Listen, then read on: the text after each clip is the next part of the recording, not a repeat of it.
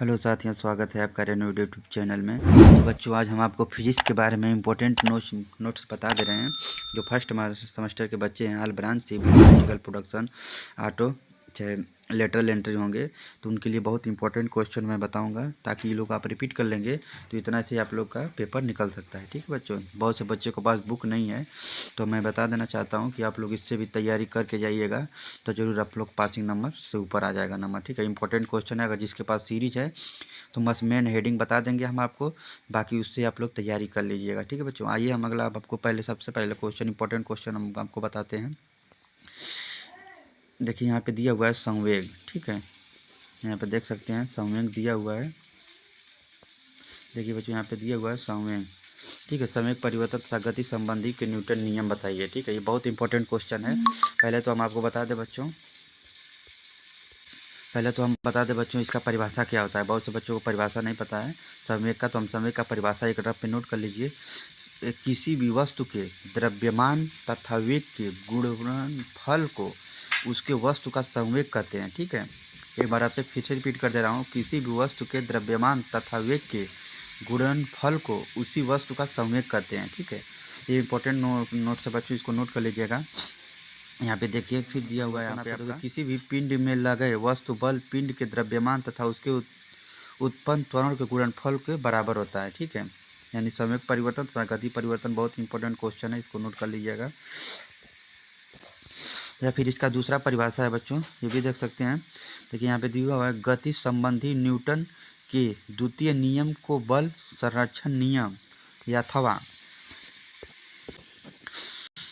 रेखीय संवेग परिवर्तन दर के संरक्षण नियम को भी कहते हैं। ठीक है, इसका रेखीय संवेग परिवर्तन की दर के संरक्षण को नियम भी कहते हैं इसका। ठीक है, इंपॉर्टेंट है। इसके नियमानुसार यहाँ पे देखिए लिखा हुआ है, यह इंपॉर्टेंट है। यहाँ पे देखिए इसके नियमानुसार ये क्वेश्चन इंपॉर्टेंट है, इसको नोट कर लीजिएगा बच्चों। ठीक है, देखिए किसी भी पिंड के रेखीय संवेग परिवर्तन की दर पर लगे ब्राह्म बल के समानुपाती होता है तथा इसकी दिशा अपरोहित बल की दिशा में होती है। ठीक है, अपरोहित दिशा के बल में होती है। ये इंपॉर्टेंट क्वेश्चन है बच्चों, इसको थोड़ा रिपीट कर लीजिएगा। यहाँ पे देखिए इसका फार्मूला भी दिया हुआ है, इसको एक बार नोट कर लीजिएगा आप लोग, बहुत इंपॉर्टेंट है। ठीक है बच्चों, आइए अगला हम आपको दिखाते हैं। देखिए बच्चों, यहाँ पे देखिए दिया हुआ है संवेग संरक्षण के नियम। देखिए यहाँ पे दिया हुआ है, यदि दो अथवा दो से अधिक वस्तुओं के किसी निकाय के कोई भी बल कार्य न करे। ठीक है, यानी कि दो वस्तु है, ठीक है, उससे यहाँ पे देखिए दो अथवा दो से अधिक, यानी कि दो से चार भी वस्तु हो सकता है, किसी निकाय पर कोई बाहरी बल न काम करे, उस वस्तु से कोई दो बाहरी बल काम न करे। ठीक है, तो निकाय कुल संवेग संरक्षण रहता है। ठीक है, इसे संवेग संरक्षण नियम कहते हैं, यानी कि दो से अधिक रहता है तो बाहरी बल काम न करे तो उसे संरक्षण नियम भी कहते हैं।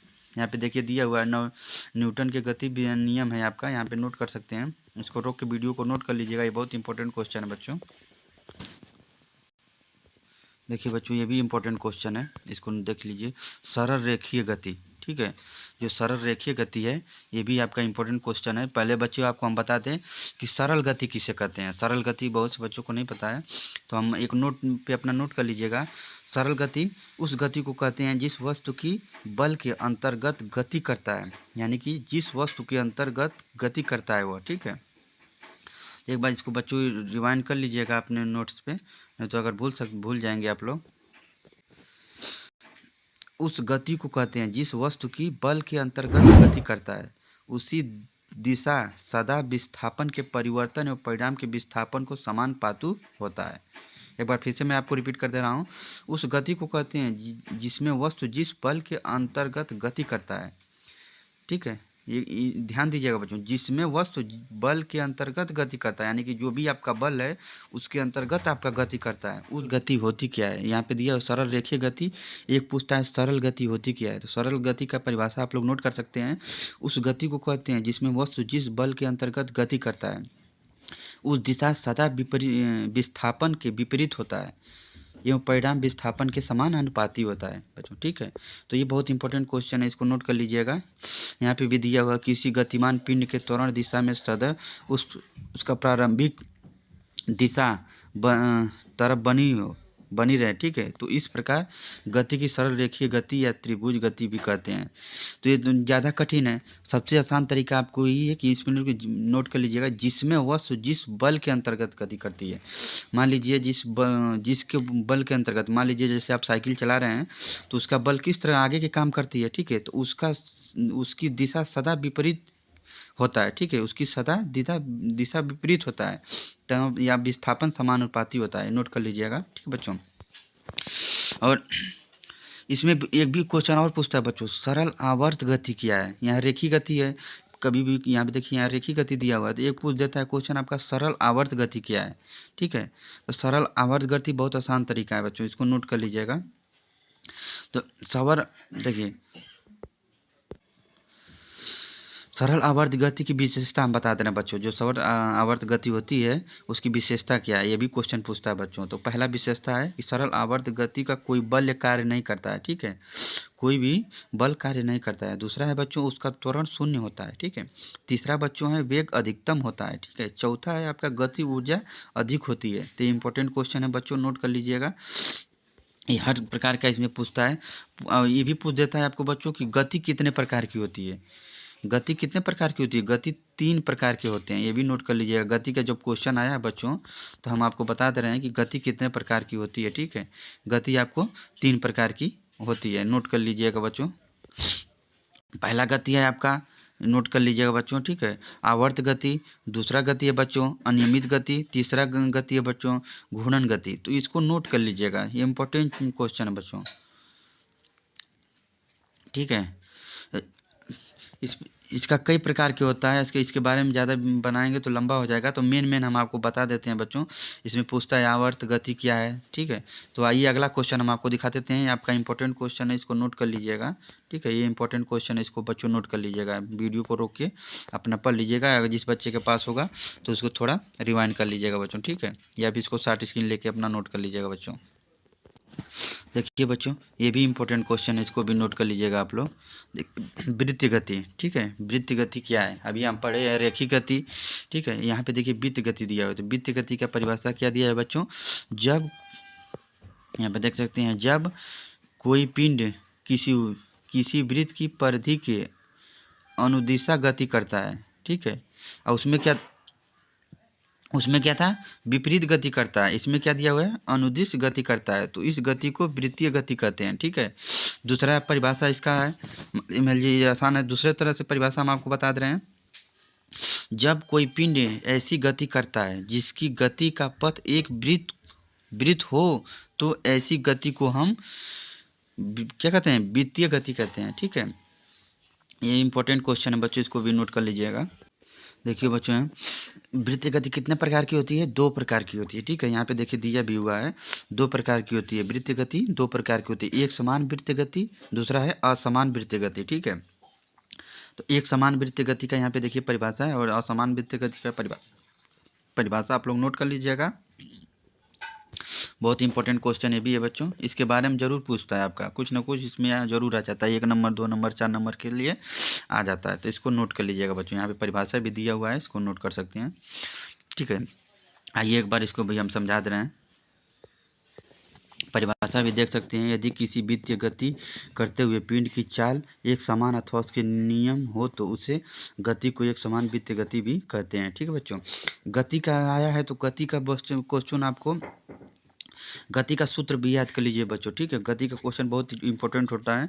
तो यानी कि चाल बराबर, गति का जो क्वेश्चन है बच्चों यहाँ पे चाल बराबर, नोट कर लीजिएगा, ठीक है, दूरी, ठीक है, दूरी बटे समय, ये होता है। चाल बराबर दूरी बटे समय होता है गति का सूत्र बच्चों, ये नोट कर लीजिएगा, बहुत इंपॉर्टेंट क्वेश्चन है बच्चों। आइए हम अगला आपको दिखाते हैं। ये हुआ है कोणीय विस्थापन, ठीक है। तो इंपॉर्टेंट क्वेश्चन ये भी है, कोणीय विस्थापन। यहाँ पे देखिए दिया हुआ है कोणीय विस्थापन, तो आप लोग नोट कर सकते हैं। सबसे आपको हम पहले बता दें कि कोणीय का जो एसआई मात्रक होता है, आप लोग नोट कर लीजिएगा। कोणीय का आपका एसआई मात्रक होता है वो रेडियन प्रति सेकेंड होता है, ठीक है। तो आप लोग नोट कर लीजिएगा इसको। अब इसका परिभाषा भी देख लीजिए, देखिए हम दिया हुआ है परिभाषा, यहाँ पे देख सकते हैं, देखिए दिया हुआ, जिस प्रकार रेखीय गति में किसी वस्तु के प्रारंभिक तथा अंतिम विस्थापनों के मध्य न्यूनतम को रेखीय विस्थापन कहते हैं। ठीक है, इसी प्रकार अथवा कोणीय गति के वस्तु द्वारा किया गया विस्थापन कोणीय विस्थापन भी कहलाता है। ठीक है, तो इम्पोर्टेंट क्वेश्चन है, यहाँ से यहाँ तक आप लोग नोट कर सकते हैं। ठीक है, इसको वीडियो को स्क्रॉल करके आप लोग नोट कर लीजिएगा बच्चों। ठीक है,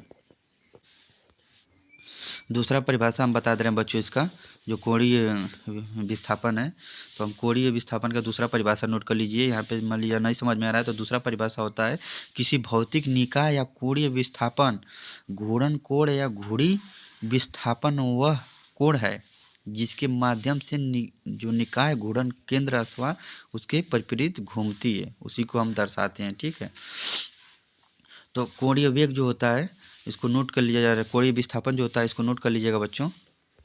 बहुत से क्वेश्चन में अब इसका राशि भी पूछ देता है कि कोणीय विस्थापन कौन सी राशि है, तो नोट कर लीजिएगा बच्चों। ये एक 2 नंबर का आपका क्वेश्चन 1 नंबर का जरूर जाता है कि कोणीय विस्थापन कौन सी राशि है। तो कोणीय विस्थापन राशि क्या है? रेडियम बीमाहीन। ठीक है, बीमाहीन राशि है। ठीक है, नोट कर लीजिएगा इसको, ये बहुत इंपॉर्टेंट क्वेश्चन है। कोणीय का मात्रक आप लोग रेडियम जान ही गए हैं, जो एसआई मात्रक है। ठीक है, देखिए बच्चों ये भी इम्पोर्टेंट नोट्स है, इसको नोट कर लीजिएगा आप लोग। आवर्तकाल क्या है? ठीक है, आवर्तकाल क्या है, इसका परिभाषा पे पूछता है बच्चों। तो आवर्तकाल का परिभाषा यानी कि इसको हम किससे प्रदर्शित करते हैं? टी से प्रदर्शित करते हैं। ठीक है, जो इसका है आवर्तकाल टी से प्रदर्शित करते हैं। तो इसकी परिभाषा देखिए बच्चों दिया हुआ है, इसको नोट कर लीजिएगा। एक समान वृत्तीय गति करते एक समान वृत्त गति करते कण द्वारा एक चक्कर में लगा समय वृत्तीय गति का आवर्तन काल कहलाता है। ठीक है बच्चों, दूसरा परिभाषा इसका है बच्चों, नोट कर लीजिएगा, तो नहीं समझ में आ रहा है। दूसरा परिभाषा है वह न्यूनतम समय अंतराल के पश्चात गति पुनः वृत्त होती है, उसका आवर्तकाल कहलाता है। ठीक है, क्या है? वह न्यूनतम समय अंतराल जिसके पश्चात गति की पुनर्वृत्ति होती है उसे अंतरकाल कहते हैं। ठीक है बच्चों, इंपॉर्टेंट क्वेश्चन है। अंतरकाल का मात्रक भी आप लोग नोट कर लीजिएगा। ठीक है, इसका मात्रक होता है सेकेंड। ठीक है, इसका मात्रक सेकेंड होता है, आप लोग नोट कर लीजिएगा बच्चों, इसका मात्रक सेकेंड होता है। इसे हम सेकेंड को किससे दर्शाते हैं? यस से दर्शाते हैं। ठीक है, तो आप लोग नोट कर लीजिएगा, बहुत इंपॉर्टेंट क्वेश्चन है। यहाँ पे देखिए अंतरकाल का सूत्र दिया हुआ है। ठीक है, तो आप लोग नोट कर सकते हैं बच्चों। इसमें भी पूछ देता है बच्चों कि अंतरकाल कितने सेकेंड का होता है। क्वेश्चन आता है 1 नंबर का कि अंतरकाल कितने सेकेंड का होता है। तो हम आपको बता दें कि अंतरकाल जो लोलक होता है जिसका अंतरकाल ठीक 2 सेकेंड का होता है बच्चों। कितना होता है? 2 सेकेंड का होता है। इसका अंतरकाल का पूछ देगा आपका कितने सेकेंड का होता है, तो 2 सेकेंड का होता है बच्चों, इसको नोट कर लीजिएगा। ठीक है, देखिए बच्चों अगला क्वेश्चन है आवृत्ति। आवृत्ति भी बहुत इंपॉर्टेंट क्वेश्चन है बच्चों। आवृत्ति के बारे में, इसको हम किससे दर्शाते हैं? यन से दर्शाते हैं, आप लोग नोट कर सकते हैं। इसका परिभाषा पूछ देता है आवृत्ति से आप क्या समझते हैं, आवृत्ति किसे कहते हैं, इसके कैसे मापा जाता है, आवृत्ति और अंतरकाल में आप अंतर पूछ देता है, आवृत्ति की मात्रा पूछ देता है, आवृत्ति की परिभाषा पूछ देता है बच्चों, आवृत्ति कैसे बनाई जाती है ये भी पूछ देता है। तो बहुत इंपॉर्टेंट क्वेश्चन है बच्चों, इसको नोट कर लीजिएगा। सबसे पहले इसकी परिभाषा देख लीजिए बच्चों, दिया हुआ है कि इसकी परिभाषा है एक समान वृत्तीय गति करते हुए कण द्वारा 1 सेकेंड में किए गए चक्रों की संख्या को वृत्त गति की आवृत्ति गति कहते हैं। ठीक है, यानी 1 सेकेंड में किया गया गति की आवृत्ति गति कहते हैं। सिंपल सी आंसर है बच्चों। या फिर आप दूसरा परिभाषा दे सकते हैं, किसी साइनाकार तरंग के कला परिवर्तन की दर के रूप में भी समझ सकते हैं इसको, यानी कहते भी हैं, समझ सकते हैं, आप कह सकते हैं। ठीक है, अब आवृत्ति की इकाई हर्ट्ज है, नोट कर लीजिएगा बच्चों, आवृत्ति की इकाई हर्ट्ज है। ठीक है, यहाँ पे देखिए हर्ट्ज दिया हुआ है, इसकी क्या है? इकाई है। हर्ट्ज इसकी इकाई होता है। ठीक है, आवृत्ति की हर्ट्ज इकाई है। और एक कंपन पूरा करने में जितना समय लगता है उसका आवर्त टाइम भी कहते हैं इसको। ठीक है, आवर्त टाइम, जैसे कंपन करने में, कंपन ऐसे करती है तो उसका जितना टाइम लगता है उसे आवर्त काल भी कहते हैं बच्चों। ठीक है, तो बहुत इंपॉर्टेंट क्वेश्चन है भी है बच्चों। यहाँ पे इसका सूत्र लिखा हुआ है, इसको आप भी नोट कर लीजिएगा, ये सूत्र है इसका, नोट कर लीजिएगा बच्चों। ठीक है, अभी हमने इसका मात्रक आपको बताया ही है कि इसका जो साई मात्रक होता है क्या है?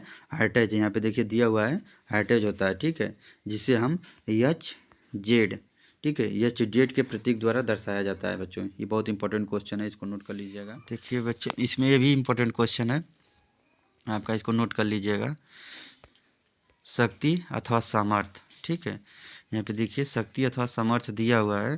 तो सामर्थ्य का परिभाषा क्या है? किसी वस्तु या वस्तु द्वारा इकाई समय में किया गया शक्ति अथवा सामर्थ्य कहलाता है। ठीक है बच्चों, यहाँ पे देख सकते हैं दूसरा परिभाषा आपको हम बताते रहे हैं।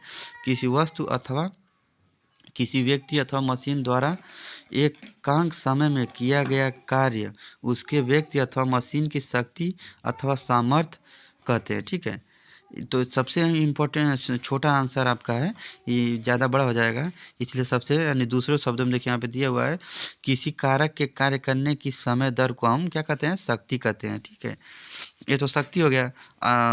सामर्थ्य किसे कहते हैं? सामर्थ्य देखिए किसी वस्तु या वस्तु द्वारा इकाई में किया गया कार्य शक्ति अथवा सामर्थ्य कहलाता है। ठीक है बच्चों, सेम परिभाषा है।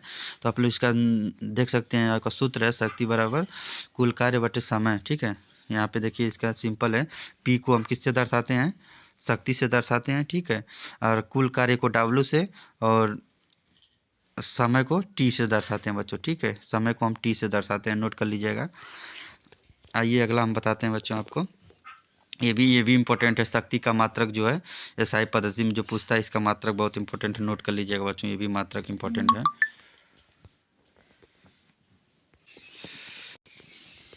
देखिए बच्चों, इसको भी नोट कर लीजिएगा, जो है प्रच्छांश पूछता है, प्रतिबल पूछता है, फिर प्राकृतिक और हुक का नियम भी बहुत इंपॉर्टेंट है। हुक का नियम वेरी वेरी इंपॉर्टेंट है, इसको नोट कर लीजिएगा, ये भी पूछता है बच्चों, बहुत इंपॉर्टेंट है। ठीक है, आइए हम पहले प्रस्थान प्रत्यस्थता के बारे में बता देते हैं। किसी वस्तु के पदार्थ के वह गुण है जिसके कारण वस्तु किसी विपरीत बल के द्वारा अपनी आकृति अथवा आकार में होने वाली परिवर्तन का विरोध करती है अथवा विपरीत बल हटा देने को प्रारंभिक अवस्था में आ जाती है बच्चों। ठीक है, इसमें ये भी पूछ देता है बच्चों, प्रस्थता कितने प्रकार की होती है? तो इसमें देखिए यहाँ पे दिया हुआ है, प्रस्थता यानी प्रतिबल है, प्रकृति है। ठीक है, ये इसके प्रकार हैं ये। ठीक है, तो ये इसके प्रकार नोट कर लीजिएगा। इसमें ये भी पूछ देता है कि सबसे ज़्यादा प्रस्थता पदार्थ कौन से में पाया जाता है, कौन सा होता है, यानी कि सबसे ज़्यादा प्रस्थता वाला पदार्थ कौन सा होता है। वेरी इंपॉर्टेंट क्वेश्चन है बच्चों। तो जो स्टील होती है, स्टील रबड़ के, वो सबसे ज़्यादा उसमें प्रस्थता पाई जाती है बच्चों। ठीक है, अगला ये हम आपको दिखाते हैं, सबसे इम्पोर्टेंट क्वेश्चन है बच्चों ये। ठीक है, इसको नोट कर लीजिएगा, हुक का जो नियम है सबसे वेरी वेरी इंपॉर्टेंट क्वेश्चन है। इसका परिभाषा क्या होता है? हुक का नियम क्या कहता है? किसी तनाव के कारण प्रत्यस्थ पदार्थ के आकार और आवृत्ति में परिवर्तन होने की सीमा पर लगाए गए तनाव की मात्रा को सीधे अनुपात में होता है। ठीक है, इसका जो है इसका सूत्र है ई बराबर प्रतिबल। ठीक है, प्रतिबल बटे विकृत होता है। ठीक है, इसको नोट कर लीजिएगा, ये सूत्र है इसका, यहाँ पे देख सकते हैं ये सूत्र है इसका, नोट कर लीजिएगा बच्चों। ठीक है, बहुत इंपॉर्टेंट क्वेश्चन है ये। ये भी पूछ देता है बच्चों की हुक के नियम की खोज कैसे हुई। ठीक है, जो हुक का नियम है उसकी खोज कैसे हुई, तो हम आपको बता दें बच्चों कि नोट कर लीजिएगा, इंपॉर्टेंट क्वेश्चन है, 1 नंबर का पूछ भी सकता है, विशेष भी पूछ सकता है। तो 1660 में घड़ियों की जो बैलेंस की स्प्रिंग की डिजाइन पर काम करता था, उस समय हुक के नियम का उदाहरण खोजा गया। जो घड़ी की चलता है स्प्रिंग वाली, उसका डिजाइन पे जो काम करता है ना, उसका उस समय उदाहरण खोजा गया था इसके लिए। ठीक है बच्चों, बहुत इंपॉर्टेंट क्वेश्चन है, इसको नोट कर लीजिएगा। इसका जब भी हुक स्प्रिंग की घड़ियां में संबंध में एक सटीक घटना घटित, यानी कि इसको जोड़ा जाता है बच्चों। ठीक है, ये भी पूछ देता है बच्चों कि रॉबर्ट हुक का पूरा नाम क्या है। ठीक है, रॉबर्ट हुक का पूरा नाम बहुत से बच्चों को नहीं जानकारी है, तो एक बार नोट कर लीजिएगा, जो बहुत से बच्चों को नहीं जानकारी हो पाती है। ठीक है बच्चों, जो इनका जन्म हुआ था बच्चों 1635 में 3 मार्च को, ये अंग्रेज के बहुलक थे। ठीक है, जो एक वैज्ञानिक प्राकृतिक दर्शानिक और वस्तुओं के रूप में सक्रिय थे। तो ये क्या है, जिन्होंने 1665 में एक यौगिक माइक्रोस्कोप का उपयोग करके एक सूक्ष्म जीव की खोज करने वाले पहले 2 वैज्ञानिक में से एक होने का श्रेय इनको दिया गया है। ठीक है बच्चों, तो काफ़ी इंपॉर्टेंट नोट्स है ये, नोट कर लीजिएगा। अगर ज़्यादा मैं इस पर बनाऊंगा तो वीडियो लंबा हो सकती है, अगला चैप्टर में दूसरा चैप्टर बना के आपको भेज दूंगा। ठीक है बच्चों, तो अगर वीडियो पसंद आई होगी तो लाइक ज़रूर कीजिएगा, अगला भी सब्जेक्ट का मैं बनाऊंगा, अभी कम्युनिकेशन स्किल का, मैथ का भी बना के आपको शेयर कर दूंगा, ड्राइंग का भी बनाऊंगा। तो प्लीज़ अगर वीडियो पसंद आई होगी तो लाइक सब्सक्राइब जरूर कीजिएगा। अगला चैप्टर जल्दी आपको बनाएंगे हम, तो वीडियो को लाइक ज़रूर कीजिएगा बच्चों। तब तक के लिए धन्यवाद।